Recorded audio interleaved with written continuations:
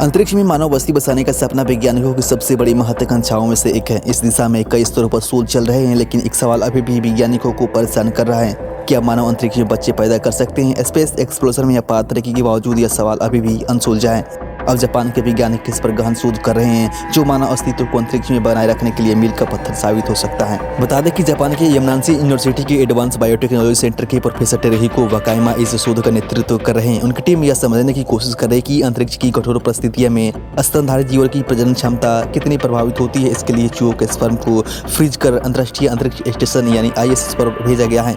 यह स्पर्म खास radiation proof box में भेजा गया है ताकि अंतरिक्ष की विकिरण से बचाया जा सके। यह स्पर्म 2025 में पृथ्वी पर वापस लाया जाएगा और इसकी गहन जांच की जाएगी। प्रोफेसर वाकायामा का कहना है कि साइंस फिक्शन में हम देखते हैं कि इंसान दूसरे ग्रह पर रहते हैं और बच्चे पैदा करते हैं, लेकिन यह असलियत में संभव है या नहीं, यह अभी तक हमें पता नहीं। अगर मुमकिन है तो यह मानव अस्तित्व के लिए बड़ी उपलब्धि होगी। अगर नकारात्मक परिणाम मिलते हैं तो हमें इसका समाधान तलाशना होगा। बता दें कि चूहों का स्पर्म के रिसर्च के अलावा वाकायामा एक ऐसी तकनीक विकसित करें जो माइक्रोग्रेविटी में इन विट्रो फर्टिलाइजेशन को संभव बना सके।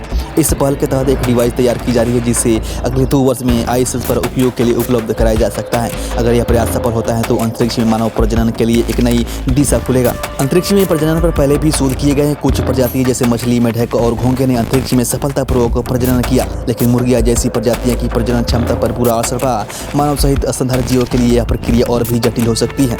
इस शोध का मुख्य उद्देश्य है पता लगाना कि अंतरिक्ष में स्थितियों का सामना करने के बाद भी जेनेटिक मटेरियल से स्वस्थ बच्चे पैदा करना संभव है या नहीं। ये निष्कर्ष मानव अस्तित्व के लिए नई संभावनाओं को जन्म दे सकते हैं। अगर वैज्ञानिक इस दिशा में सफलता प्राप्त करते हैं तो अंतरिक्ष में मानव बस्ती बसाने में की दिशा में एक ऐतिहासिक उपलब्धि होगी।